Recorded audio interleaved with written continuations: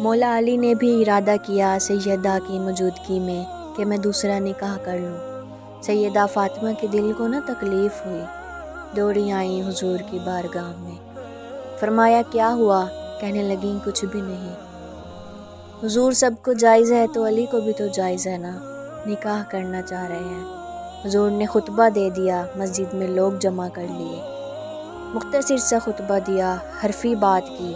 فرمایا میری بات غور سے سن لو، یہ جو میری فاطمہ ہے نا، یہ میرے جگر کا ٹکڑا ہے۔ جس نے اسے راضی کیا اس نے مجھے راضی کیا، اور جس نے اسے ناراض کیا اس نے مجھے ناراض کیا۔ شیر خدا کہتے ہیں میں چپکے سے اٹھا اور سیدہ کے پاس آیا۔ میں نے کہا میں نے تو بات ہی کی تھی، تو پہنچ گئی ہے۔ اتنے میں حضور بھی آ گئے۔